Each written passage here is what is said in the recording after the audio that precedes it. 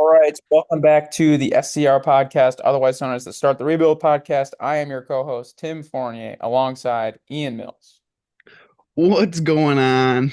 It's episode number 34, the STR universe, the STR extended universe. I have a couple of these. I'll let you let's go one for one. I'm gonna start very old. Not very old, but Shaq we're 34 one point. That's a layup though. That's a layup though. Let's go one for one real quick All because right, I I'll have a stay in couple. the same realm, Charles Barkley, 34. Okay. Switching sports, Thurman Thomas. Mm, I will switch sports with you and go very obscure.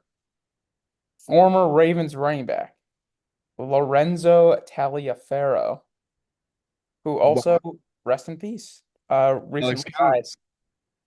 Yes, and Alex Collins.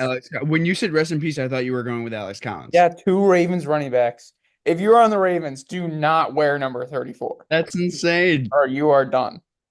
It's actually crazy Alex that I thought of Lorenzo Taliaferro before Alex Collins. But if you're a running back on the rate, oh my God, I think Keaton Mitchell wears 34. Wow. I need to look Uh, this up. you know who? Wow. This is a bad topic. This is not Walter Payton wore 34 too. Pretty sure. Oh my God, Keaton Mitchell wears 34. And he tore his ACL last year. He's one step closer.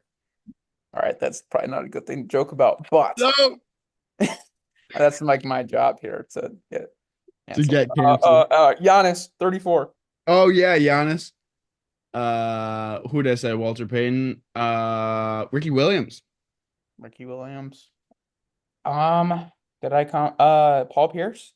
Was he 34? Yeah, he definitely was 34. That's good.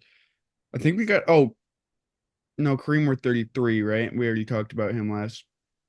Um, Brad Kareem did wear 33. I'm not making that up, right? Yeah. Uh, ooh, uh, Nolan Ryan, baseball. Oh God. Um, Paul Pierce, I kind of just pulled out of my ass. That might have been all I've got. Unless I have. I'm taking a stab.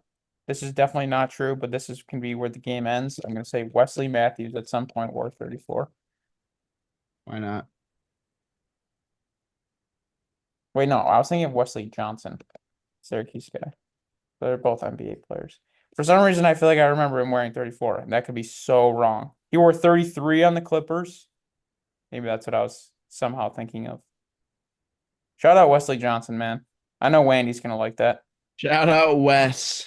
He wore Dude, 4 at Syracuse, and he wore 33 on the Clippers. you combine the two, you get 34.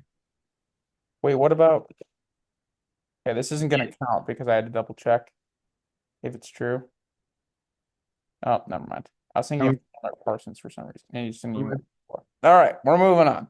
All right, let's move on. Wait, what about Carlos Delfino? I don't know why these names are popping into my head. Uh, Uh, no, not even close. Alex Another Anzalone. Bucks player that used to wear 34 before Giannis for some reason. Well, I'm just naming I crazy. don't know. Right? I just named I don't Wesley know. Johnson and Carlos Delfino for no reason. All I right.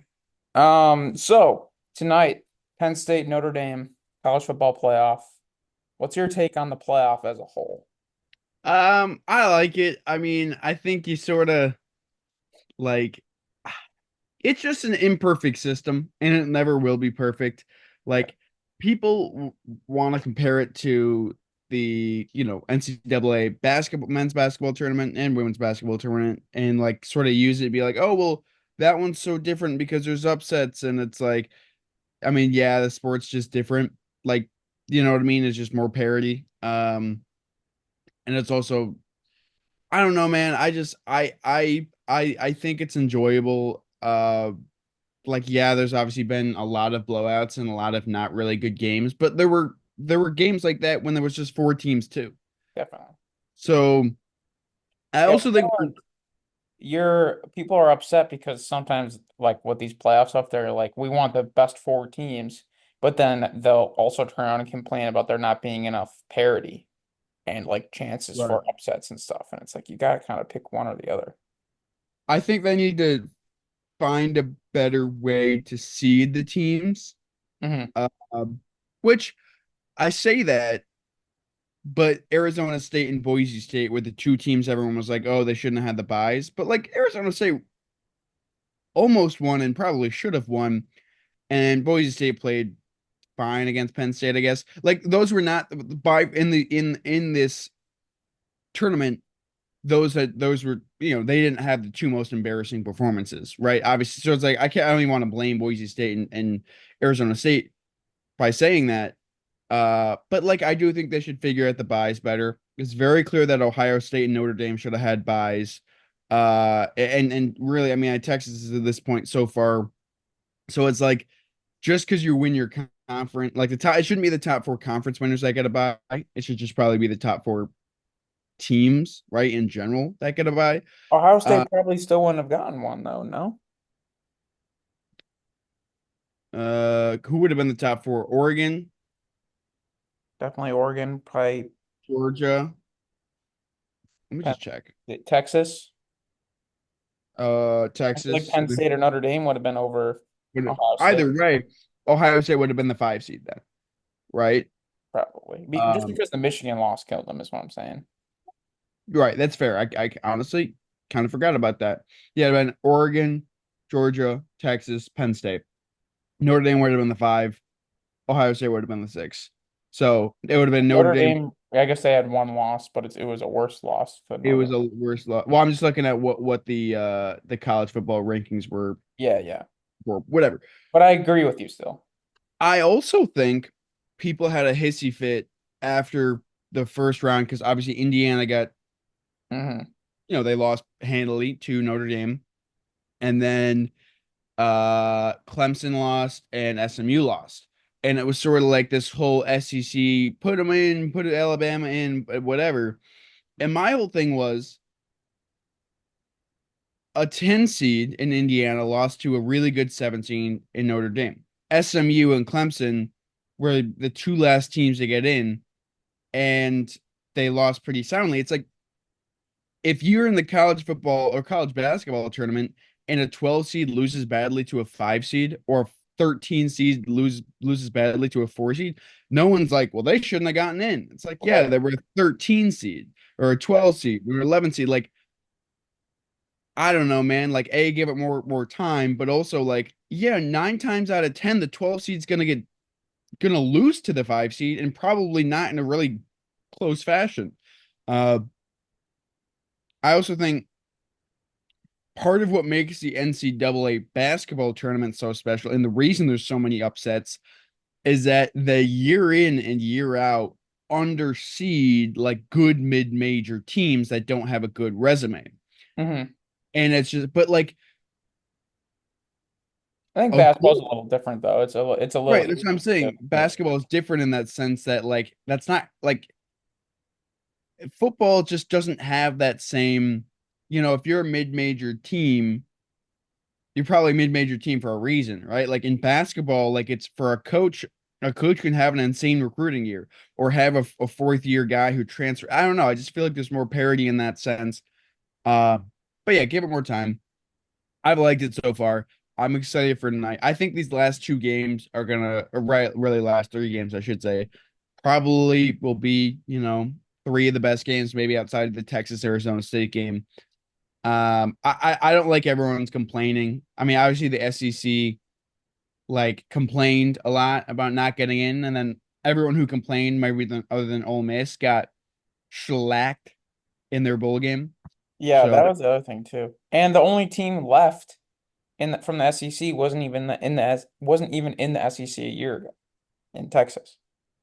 yeah, it's a very good Georgia point. didn't even make it to the Final Four You have two Big Ten teams and got murdered by not murdered. They didn't really get murdered, but they got beat yeah. by Notre Dame. It was an uninspired game. They didn't have the Right. starting quarterback. I think it's fair to say Yeah, that to they be also didn't fair. have the starting quarterback. Um, But it's like, do we think Bama was going to put up a better performance? no, no, no. Do we But and think that's the Texas gonna thing put is up a like better performance? Like, what are we really complaining about? it's like yeah, people were saying like, oh, Alabama should have gotten in over SMU or Clemson, and then Alabama loses their bowl game. And Alabama's probably a better team than Clemson or SMU, and that's fine. But like, they're still losing that game, right? Like, it's you They know what I got mean. Like, murdered by Oklahoma and lost to Vanderbilt, and like you got to win the in games those that games, you're so good. right, exactly. So I don't know. Get crushed by Michigan with no good with their best players not even playing. I think it's a fun little wrinkle that they added. I think what's cool is if you look at like the seeding that got there, like the one seed's not there, right? Oregon's out. The two seed Georgia's out. And you have, I mean, I know Ohio State. I just said Ohio State's coming in was probably one of the best teams in the country, but they were the 8 seed. Like that is kind of cool. It is kind of fun to get some cooler, different numbers. And I think about college football 25 like the video game and the crazy circumstances and the crazy outcomes that like if you ever played it and you're simming or whatever, and you see the bracket and it's like NC State versus like UAB in the championship. And I'm like, oh yeah, that's cool. I'm not saying that would never happen, but I don't know. I like it. I think it's fun. It's like whatever. Definitely. So what's your prediction for these two games and Prediction. the championship? I think Ohio State beats Texas. I think Notre Dame beats Penn State. And I think Ohio State wins the national championship. I'm the same except that well, I think Penn State's gonna win tonight. Okay. I think the game's just gonna be really low scoring and it's gonna come down to like a couple big plays here and there. And I honestly just think Riley Leonard's not very good. And like Okay. Drew Aller, I think, has more capability of having those like two or three big plays that like if there's a 14-point swing at any point in this game, like that team's gonna win. Because I think this game's just gonna be like That 20-17. that leads me to my next question, which I think you kind of already answered. Who's the best quarterback remaining? Um, gosh. From an NFL prospect perspective, it's Drew Oh, Aller a yeah, I thousand was percent. gonna say, yeah, from a prospect, yeah. From a college football perspective, it might be Quinn Ewers. Um, but I don't think any of them are great. And when it comes to down to who I think is going to like play the best, Yeah. considering the circumstances, I think it's Will Howard because of just like the weapons he Right. has. Right. I was gonna say that as like Will Howard. Like We I saw think he'll have the best quarterback output. we saw it in the Michigan game where Ohio State tried to like be Michigan and win in the trenches. And I was like, well, there's one thing Michigan does do well. There's a reason that their quarterbacks have a combined like 10 passing touchdowns to 20 interceptions, but they won 8 games because they run the ball well and they defend the Better run well. offensive line and defensive line. And Ohio State as some of the best weapons. And it's just like, yeah. Yes, And receivers we and saw that against Oregon. With Jeremiah Smith. Smith. I was gonna say Evans. I think that's someone else, but Jeremiah Smith.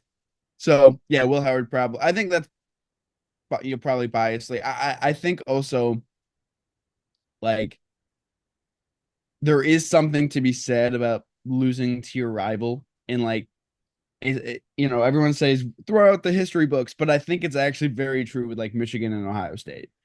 Like Yeah, like sure. it's very clear that Michigan or rather Ohio State like tried to play down to Michigan and like it screwed them. But I think they're a very good team. I think they're the best team in the country or best team remaining, and which would I guess mean best team in the country. Yeah. So I think They're Ohio kind State of wins it. with the best combination of like meat and potatoes up front, like O line, D line can like keep them in any game, but then on top of that, the like elite weapons Right. that like can make the two or three game changing plays. Like they have the offensive and defensive line to Yeah. compete with all the other three teams left. What would be the funniest outcome? Because I think we are in a spot. The funniest outcome, Yeah. because we're in would a spot where be it's like each outcome I think has a little bit of like goofiness to it, if that makes sense. the funniest outcome, I think, would be uh Quinn Ewers gets hurt and Arch Manning beats Ohio State and Okay. creates like the biggest legacy of all time, but then gets boat raced by like Penn State. No, yeah, this is what it is. So Quinn Ewers gets hurt and Arch Manning steps in, and then there's like all this talk for another week or whatever about who's going to play the next game because Arch just beat Ohio State, but Quinn Ewers was the guy, and they said he was going to be the guy. And they start Arch Manning, and then he absolutely flops against Penn State, we'll say. And Drew Aller has the game of his life, and then decides to declare for the NFL draft and screws over Penn State because their backup quarterback just transferred because they Oh thought wow. Aller Oh was wow. back, and then Penn State has no quarterback this late in the cycle, and Drew Aller goes and becomes like the first overall pick, and Arch Manning like had like the greatest game ever against Ohio State, but then flopped, and then it's just weird. I That would be like the honest outcome. I don't think Drew Aller would quit, but I agree that'd be very If funny. he has two insane games in a row and wins the Oh, national championship in he a could be bad quarterback draft, like how is he not going to go to the NFL? for sure. I agree. But I don't think he would oh, you're talking about screw them for next year. Oh, Yeah, I see what yeah. you're saying. Dude, I thought you meant like I literally thought you meant like he has a great game tonight and then he goes like, "All right, Oh I'm no, sitting no, no. in I the mean national championship." no, I mean like he plays insane against Notre Dame and insane against Texas, wins a natty, bad quarterback draft. Yeah, he definitely goes. I mean, I would go if I were him. Uh, I think funniest outcome is James Franklin beating Ryan Day in the national championship. So Penn State winning, I think, would just be funny Oh, no that's matter what. very true too. But James Franklin beating Ryan Day, you have two guys who, the great coaches, some of the best coaches in the country, You lost probably what's top 10, but they can never win the big game. And they've already lost the big game earlier this season, right? In Ohio State losing to both Michigan and Oregon early in the season. Obviously, they avenged that yeah. loss, and then Penn State losing in the Big Ten championship. And I look at that, and they lost to Ohio State, yeah. And yeah, man, it's just I think Ryan Day has more pressure on him than James Franklin, just Yeah. because they've been like they were in the playoff 2 years ago, lost to Georgia on a last minute field goal. Like they've been in that spot more closely to a national championship. Obviously, they won like 10 years ago, but they've been so close for so long. Penn State's always been like the seventh or eighth best team in the country. This year overachieved a little bit, and now they're kind of like this. Like if you're Penn State, like obviously you want to win it, but I think, and maybe this is disrespectful to say, and I don't want to sound disrespectful to them, but you kind of are playing with house money a little bit. You know what I mean? Like getting to if you had told, let me put it this way. Let's say it's a four-team college football playoff. Okay. Still this year. And going into the season, I tell you, Penn State makes the college football playoffs with Ohio State, Notre Dame, and Texas. You're probably thinking to yourself, oh, Penn They State beat had a really Oregon. good year. What's that? I'd probably think, oh, they beat Oregon. Right. Well, yeah, I guess that's fair. So that someone had the Big Ten, someone else would have to win the Big Ten other than Oregon. But my point is But they like, didn't even beat Oregon, is what I'm saying. Like right, that's fair. I point. guess that's the point. My They're point playing with is, house money because they didn't even win the two big games on their schedule, but they still made it to the Final Four. yeah, that's fair. That's a good point. I think they're playing with house money a little bit. Yeah. And they have to Just play SMU and Boise State to get there. yeah. Boise State's good. Boise State almost beat Oregon. Yeah, but like they didn't have to beat any of the best teams they played on their schedule. My point is, I guess there's more pressure on Ryan Day than I think there is on James Franklin. Yeah, I think there's like I don't think this is actually going to happen, but a lot of Ohio State fans, because he lost to Michigan again, literally talk like even if he wins a national championship, I still want him fired. Well, Like yeah, he's kind of like national championship or bust for his job. yeah, but also I don't think that would actually happen where he would win the national championship and get fired, but Like I it's could like see to that him. level that people are upset at him. I actually don't know Ryan Day. I don't know anything about his backstory other than being Urban Meyer's assistant.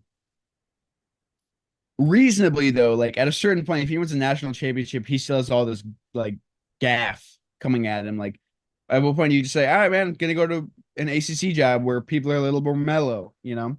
Not to say he would ever do that. 'Cause why would you leave Ohio State? Yeah. But one last thing, what was I gonna say? Oh, the college football schedule basically makes it so that if you make the playoffs, you can't be fired, though, because the portal closes and opens Hmm. like before the playoffs done. Right. So if you fire Ryan Day, if he loses tomorrow or if he loses in the national championship, like Ohio State's just kind of screwed for next year. Well, I guess they have a good freshman class, but or freshman No, class from this season, but no, yeah, like, it would never happen. But it's just like that's how mad fans are at him. yeah, And that goes back to the point about the portal stuff. If Drew Aller has two insane games and wins an Eddie and then flips and declares for the draft, how screwed Penn State is because the portal already like right, ran its course. right, and there you lost your backup, Like Bo I'm not Papua. projecting that to happen, but it would be very interesting. And then other funny outcome would just be if literally James Franklin and Ryan Day, the two guys that can never win the big game, both just lose. That would also be very funny. Texas versus Notre Dame. Yeah. Um, I would like that. I want Marcus Freeman to get one. I like Marcus Freeman. He seems He like has a a good. little bit of that narrative of can't win the big one. He's just been around for a lot shorter. It's more that he. It's I don't even think it's like he can't win the big one. I think it's just that he can't win like the really easy games on his schedule. Yeah, he can't just like avoid the one hiccup. Like he can hit the Get to heat the big check. one. I don't even know if you can hit the heat check. Like let's like I'm trying to because obviously he lost to Northern Illinois, but didn't they have a really devastating loss last year? Am I making that? Because he beat Texas A&M this year, so that's a big enough game. He beat Army and Navy. Who did he lose to last year? Well, obviously he beat Georgia too. He Um, lost to Clemson last year and lost to Louisville last year. I guess Ohio. Oh, they actually didn't have a good year last year. What am I saying? anyway. Wait, what am I looking at? Any Sorry, so changing topic or do you got something? no. Um, One changing more just topics a little bit. Kind of on this path as well. Any early NFL draft takes or is it too early in the process? a little too early in the process for me. I think What about like Cam Ward and Shador? What are your initial thoughts? Subject my to change. initial thoughts is I like. I'm weary about Cam Ward. Very weary about Cam Ward is the way I'll put it. Um, because it goes back to two things: a Mario Cristobal offense and playing college football for 5 years, which at this point is pretty common. And like, there's cases of it not mattering, but like, I'm always very weary of a guy who like Cam Ward declared for the NFL draft last year Mhm. and would have been a seventh overall or seventh round pick, right? Like he would not, he might have gone undrafted, so that he came back, went to a Mario Cristobal offense, went to Miami in the ACC, put up really good numbers. Obviously, didn't make the playoff, but he's also in his fifth year of college football. Mhm. He's. Do you remember a couple years ago when Justin Herbert was with Oregon and a Mario Cristobal offense, and we said to ourselves, like, Justin Herbert, like, don't draft this guy. All he does is throw screens. All he does is Yeah. throw before the six. And then it turns out that he was actually like insane, Mhm. like very good at throwing the ball downfield. So it could just be one of those things where Cam Ward's actually very good. But I am always weary of a guy who's been in the college football for 5 years because when you're a 23-year-old, 24-year-old dominating against 18-year-olds and 19-year-olds, and a lot of it has to do with experience, being at that level for 5 years. But I mean, we're seeing it this year. Bo Nix played. literally more college football than anyone up until this season, and he's having a good year. And I think a lot of it is because of experience, but also I think the Sean Payton offense helps him out quite a bit. That's Hmm. not a knock on Bo Nix. I think it's just true. Um, but I do think like those numbers in the fifth year can be a little bit skewed just because you've seen college football and how it's Yeah, played longer than anyone, and you have that experience. Like Kenny Pickett, I think is a good example. The fifth year he had at Pitt, where it was like he looked like a god, and it was like, oh, this guy's insane, and then it turns out it's like, oh, maybe it was just wasn't anything. sure. Uh, so I lean Shador, but I think he obviously has a very, very bad. Like I think that knock on him is his pocket presence. The biggest knock on him is his pocket presence. Yeah. Like he took a million sacks this year, and obviously there's been a lot to be said about Colorado's O line, but like he did run into a lot of sacks too. Yeah. Which is something I think Caleb Williams did a lot that this year, and as talented as Caleb Williams is, because I do still think there's a lot that Caleb Williams has in the tank. I think he's going to be a very good quarterback, but as good as he is, he's created problems for himself. Part of it's his O line's bad, but he's not helping. Like he's making it worse Yeah. at times. No, it's And a two-sided, two sides of the right, coin. Yeah. and I fear that with Shadur, I fear that too because I don't think Shadur is as talented as Caleb Williams, but I think he has the same problem of you know making mistakes for himself in the pocket, which guys figure out. Not a Um, big Shador guy. Not a big Shadur guy. No, I really don't think he has any like great traits. Okay. And I think he has some distinct weaknesses. Number one being the pocket presence, and Yeah. number two being a below average starting NFL quarterback arm. Right. His arm strength is a problem. So if he doesn't have great arm strength, he's not only has bad pocket awareness, but also doesn't have the athleticism to balance that out a little bit. Because like Caleb Williams has bad pocket presence and gets himself into a lot of pressure, but he alleviates it a little bit because he has the athleticism to spin out of a sack, break out of the pocket, whatever. And then the arm strength where he's then on the run and he can make a throw. It still is way too much that he's putting himself under pressure, but he can at least alleviate a little bit. He doesn't have his weaknesses kind of compound and his strengths don't alleviate it at all. And he doesn't really have any major strengths. Like he's Yeah. got like fully cerebrally, and I don't think it's good enough.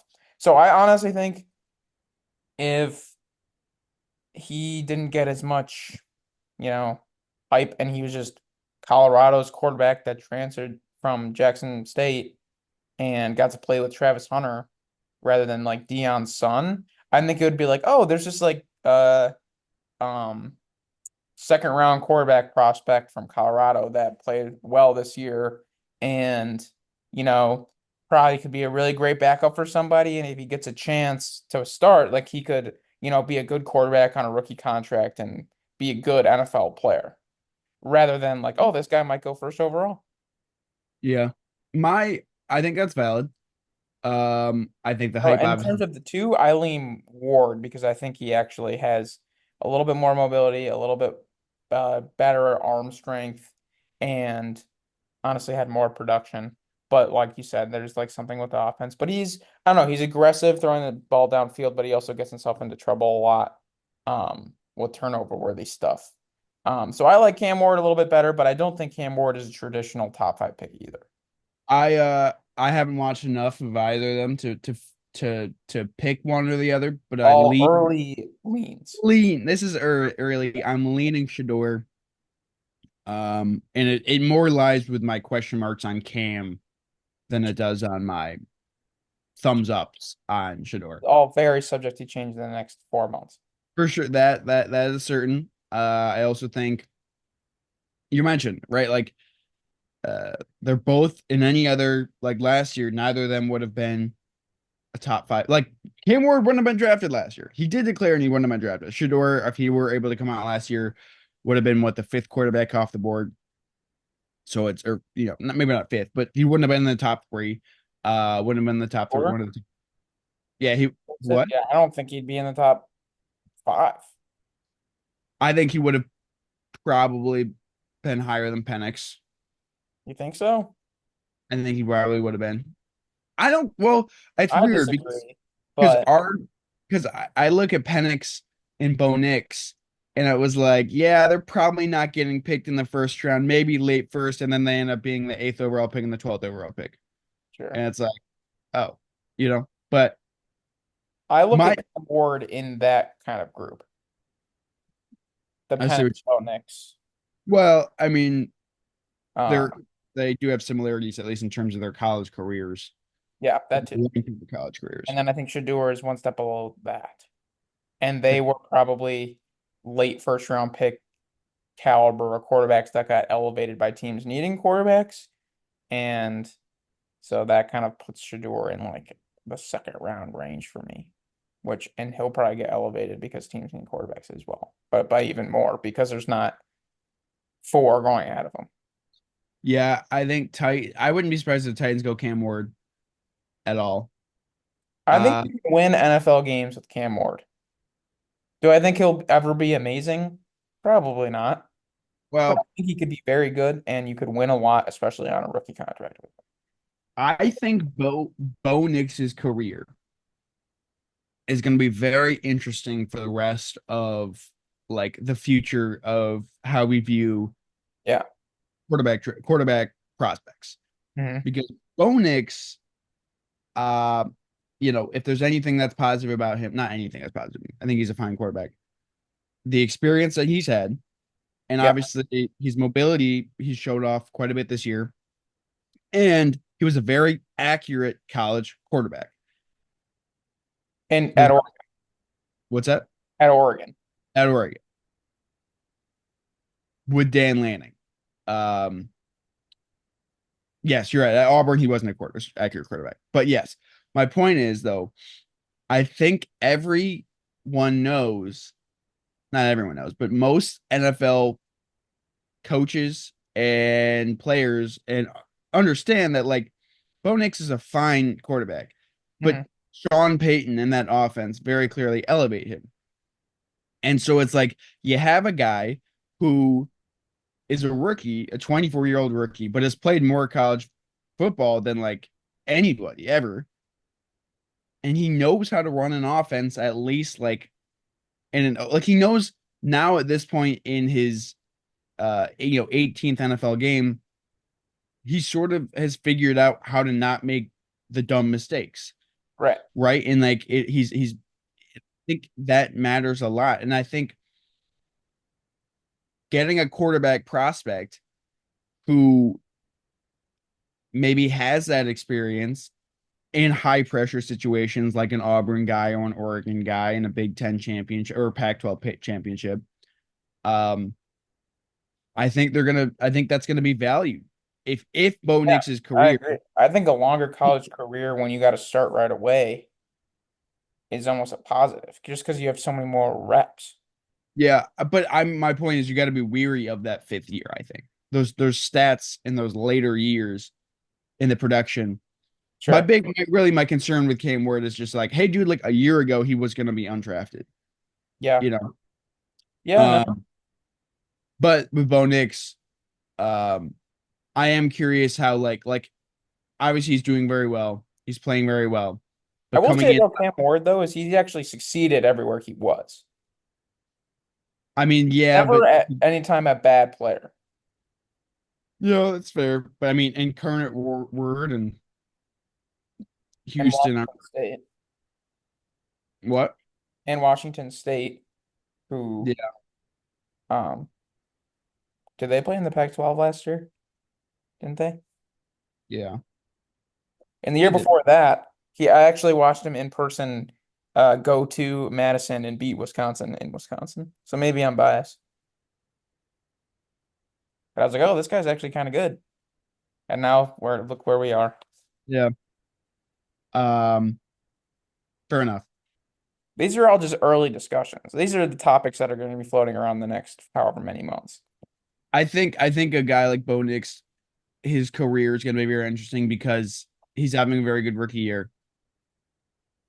But once they ask him to do more, I think it's gonna be very interesting because I feel like Bo Nix, with the long college career, with the Sean Payton stuff, with his pre-draft profile, how long that will like stick with him.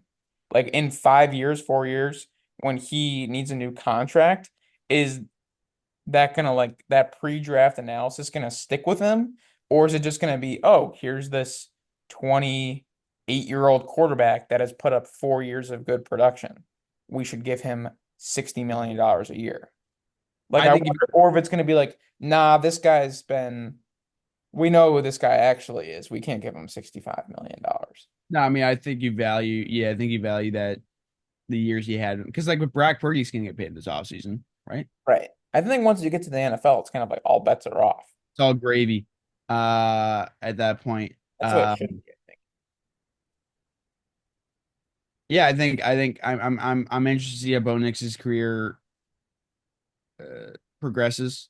I think when like teams have tape on him, I'm not gonna pretend like teams don't have tape on him, but like the next couple years where they're gonna probably ask him to do a little bit more. Mhm. I'd say he hasn't been doing a I'll have lot. more expectations. They'll probably like go get a receiver, and then it's gonna be like, oh, he has this great defense. He's got a good offensive line, and now he's got Cortland Sutton and Emeka Egbuka. Like now he should, compete with the Chiefs or something stupid. Yeah, exactly that. Because like he does throw the ball downfield well. He has at least in the back half of the season. I'm surprised how athletic he looks. I did not realize that. I didn't either. They run the second most play action of any team in the NFL. Like he's moved, like he broke up into the open field a couple times the last few weeks, which he's been doing kind of all season. Um, and I'm like, damn, he's like pulling away from defenders. Yeah, he is. He's definitely more athletic, I think, than people Yeah. than And I think definitely. that was kind of like a thing in the draft process where people were like, he's actually more athletic than you think. Um, but like when you kind of take that with a grain of salt, it's like, okay, well, once he gets onto an NFL field, like what does it look like? But he like legit like can run. And he was very like in a structured offense in college at Oregon, but at Auburn, he was very like just like break out of the pocket, run around, and like do something crazy. And he's he's shown a little bit in terms of like playmaking stuff. So I think he's got Yes, he has. He has. I'm yeah, I thought coming in my grade on Bo Nix would have been like a really good backup quarterback. Um, but he's shown that he's a little bit more than that at yeah. the very least. Um, So along the NFL lines, um I think it'd be cool to talk about playoffs a little bit with it coming up. I think for the AFC, where we kind of already know like where we stand and what like I feel like it's almost dumb to analyze the NFC side or AFC side because it's just going to be, we think the Bills and the Ravens are going to match up in the second round, and then we hope the winner of that. Well, at least I would hope the Bills beat the Chiefs. I assume you would hope the Ravens beat the Chiefs, but I don't even know. I Uh, don't even know what I would want, honestly. Yeah, I can't because even. the Bills would have just lost to the Ravens, and then Right. So that it's like like just you let the don't want to see Chiefs the be Chiefs go great. like okay. Well, regardless, for I'm me, talking I uh assume. I shouldn't necessarily assume because the Broncos are okay, but I really think the Bills are going to win that game. And then Ravens Steelers, I think the Ravens are a way better team, but in division stuff can get weird. Um, yeah. Assuming it's Bills Ravens, I will be rooting very hard for whoever wins to beat the Chiefs to go to the Super Bowl. And I'm just assuming the Chiefs are going to win against the like Chargers or something. But Uh, yeah. and the NFC side, what is your take? My take, and it's been skewed a little bit because of injuries, but I think the Eagles are the best team in the NFC. And I think maybe that's me trying to be different. Uh, but I do think that they've been playing really good ball. I know they lost to the Commanders with Kenny Pickett at quarterback.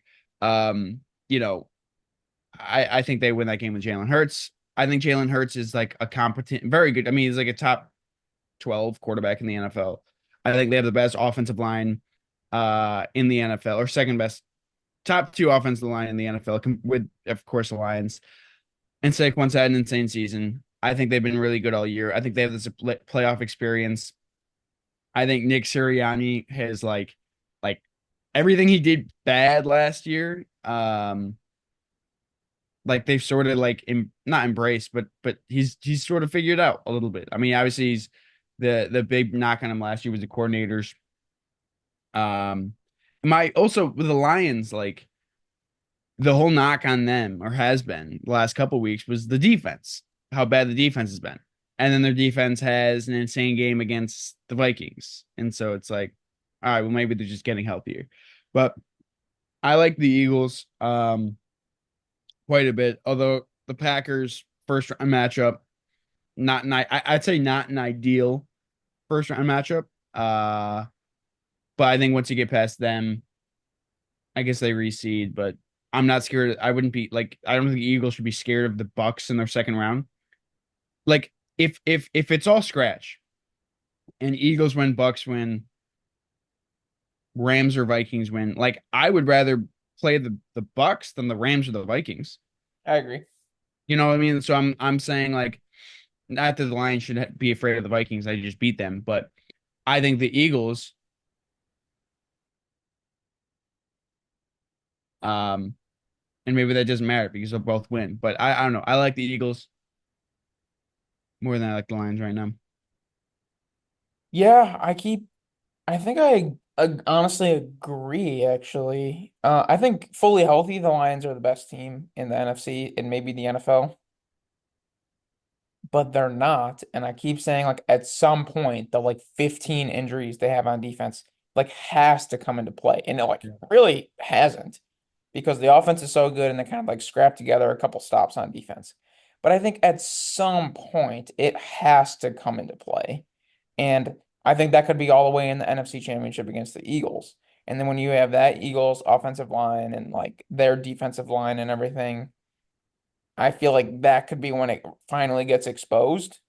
Right. I think I lean the same way, but I think the Lions are their offense is good enough where they're still going to have a chance in they can beat anybody. For Like if sure. the offense puts up 40 points, like you have a chance against anyone. Um, so I think I actually agree that the Eagles, given this landscape, are the best team in the NFC.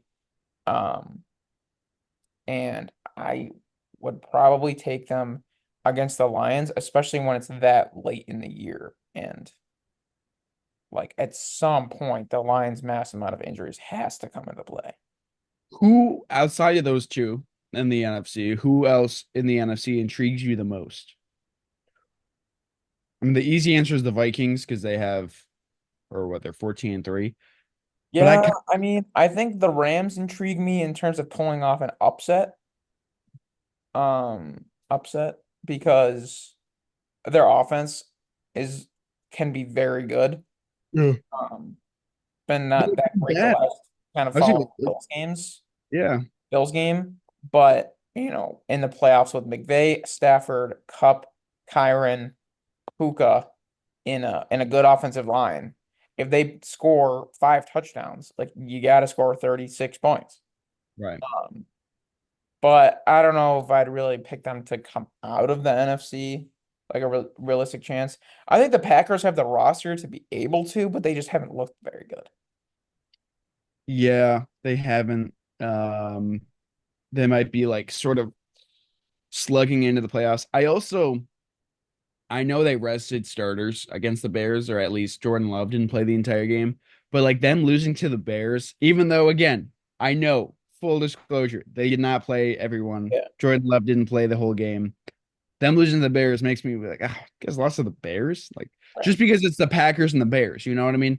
Yeah. It'd be like it's like week 18 or week 17, I guess, then like 10 years ago, if the Patriots lost to like the Jets or the Dolphins in week 17, or even the Bills, I'd been like, lost to the Bills? Like, come on, Tom Brady. I know you only threw 3 passes, but um that's not really any analysis at all. I just part No, of I me know like it's vibes. my like vision of the Packers is skewed because they just lost, which I guess so did the Bills, but like I don't know. I agree. Just think Matthew Stafford, like I can't quit Matthew Stafford. You know, it's like you'll watch a game of Matthew Stafford and be like, what does this guy do well? And then he just like throws like a laser, and then you're like, ah, right, that's what he does. Like, I forgot about that. Like that's what he does. And, Yeah, no. I and they've had a bad offensive stretch, but you're right. Like you kind of do trust. I think in the playoffs, you trust the guys you know, and Sean McVay and Matt Stafford have won a Super Bowl. Cooper Kupp obviously was a Triple Crown winner. He torched the Bills, which was a month ago now, but still, he has something in the tank. Um, so if they can get past, I think whoever wins that game is going to give the Lions a real, like, I think they could, I think they could give them something. Mhm. Um, I think also the Bucks, like, whoever wins that game, Bucks Commanders, I think is gonna lose in the next round. I don't think either of those teams are getting the NFC Championship, but something should be said about the Bucks getting back to the playoffs back to back years.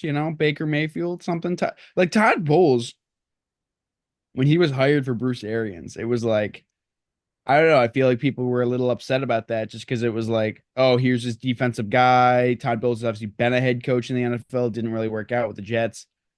He's kind of put together a couple good years, and I still people Oh will yeah, still second guess him, but like there should be someone who said like, hey, good for the Bucks, like definitely. win the NFC South. And then I know we talked more. I'm not going to talk too much about the AFC. I think people are underrating the Chargers. I think we're underrating the Chargers. I think the Chargers can beat the Chiefs. I think the Chargers can beat the Chiefs. I know that's a crazy thing to say. I think it's possible. I Maybe think it's a they'll pipe definitely dream. beat the Texans. I think they'll definitely beat the Texans. When the I was hoping the Chargers, well, selfishly as a Bills fan, I was hoping the Chargers would be the 6th seed because I thought the Chargers would have a chance against the Ravens. Now, I understand everyone's going to say, well, Steelers, Ravens, throw out the history books, throw out the, whatever, like anyone can win, but like the Steelers stink. The Steelers are really bad. And can there be some AFC North voodoo, whatever, and Russell Wilson, has a game of his life, or Najee Harris rushes for 200 yards somehow? Sure, because that's AFC North. You never know. But I think the Chargers are better. I just think the Chargers are really good. I think the Chargers have a chance to beat the Chiefs this year. I don't It hate is, that just because of like honestly the divisional stuff and yeah. the Justin Chiefs Herbert's are very good. good. Justin Herbert is really good. I He's wouldn't be thrown. surprised if the Chargers like gave them a like legit game and it came down to the wire, but I would be very surprised if they actually won. I think Harbaugh. I think our minds are skewed because it's the Chargers and they've always sucked. I think, They're a good team. I think they'll handily beat the Texans, but I just don't think they're on that level. and that's fair. But I think if it comes down to a close game, obviously I'm always going to trust Andy Reid and Patrick Mahomes. But you have reason to also trust Jim Harbaugh and Justin Herbert. I think Justin Herbert has 3 interceptions this year. Yeah. I mean, like I understand, like Lamar has what 4, Josh has like 6, so it's like interceptions for quarterbacks this year for whatever reason are just down. But like he's only turned the ball over 3 times. Like that's ridiculous. Uh, Hey, I'd be rooting for him for sure. I think they have a better chance than like I think everyone's just like chalking up Chiefs to the AFC Championship, which is probably the right take. I'm gonna probably look like an idiot. I think the Chargers have a better chance than people are giving them. If it opens as like a 9-point spread, I'm hammering the Chargers. I like that. Yeah. I don't think it'll be that big, It'll but probably be like 4.5 or something. yeah, it's probably not gonna be that big. I'd still take the Chargers probably. If it's more than 3 points, I'd still probably take the Chargers. Oh, I like that for sure. Honestly, I Um, agree. with that sentiment. I just don't think they're gonna win. Um, Also doing a lot of research on the Broncos this past week because of my job. There are better seven, like one of the better seven seeds I think we've seen. Like Oh, they're pretty good. that defense is Good. legit, very legit. Opportunistic, I think is a good way of putting it. Which the Bills defense is very opportunistic as well. They have, they rely a lot on turnovers. Not that the Broncos rely on a lot of turnovers, but they do rely on getting a lot of sacks.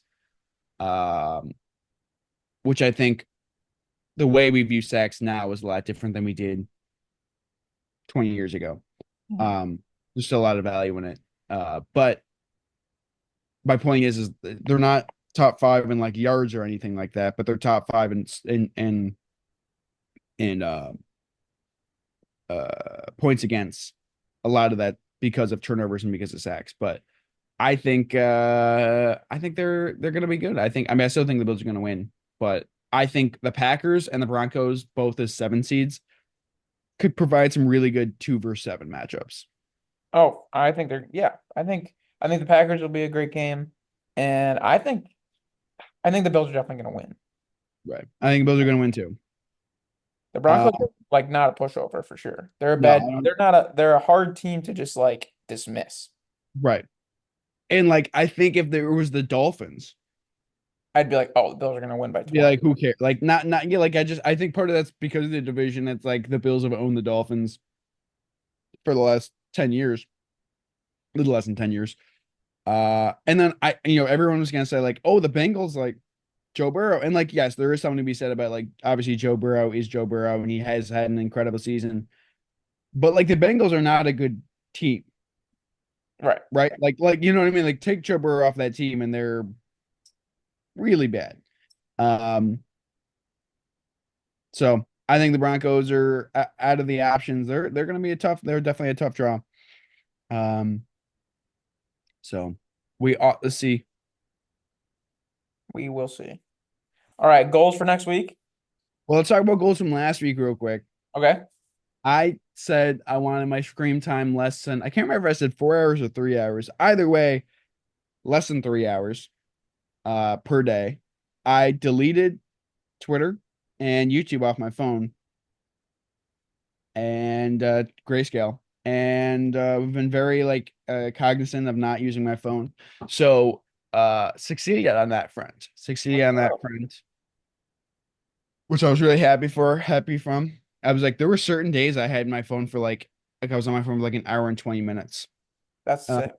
I was like, dude, I was like, gotta do that every day. I was like, keep that up. Uh, Goals for next week. I've been talking about this sort of a little bit last couple months. This sort of bigger project I'm working on. I'm getting very deep into the weeds on it. I got a lot done this past week and just keep working on it. I don't want to give any dates or anything like that, but I want to just keep Yeah, working on it. I want to finish. We'll talk about it off air a little bit, but there's something I want to finish with it that I could potentially release within the next couple weeks. let's go. Let's go. So I believe my goal last week was to kind of get the ball rolling on kind of reaching out and setting up some meetings for interviews and stuff. Which I have done. Next week I have two meetings about potential internship stuff, so that was good. Um, and goal for this week. Now that it's kind of the new year, kind of getting past like time off and everything, I'm like trying to really lock back in. Um, so I've been in a deficit trying to lose some weight, but like the big goal I want to focus on is being really productive in the morning and getting up earlier, which I've done all this week. I've been getting up at like 6 and getting some stuff done I need to get done and kind of continue that through and including when I get back to Charlotte to kind of continue that productivity routine. Nice. That's the goal. But hope you guys enjoyed. Leave a like, leave a comment, subscribe, hit that bell. We actually had like 120 something views 2 episodes ago somehow. So thank you guys for watching. Appreciate Somehow that. on the episode with all of our friends back home in the in-person pod, uh, didn't continue that trend of I 100. know. I was baffled. I actually thought I was confused. I thought we were gonna like double our views No, every that's just YouTube giving us a little bit of taste, so we're locked in for another 30 episodes. episode 70. We'll have Hey, 250. 99% of podcasts do not make it past episode like 20 or something, and we're on 34. All right, peace out, everybody. Have a great Look, yes. peace.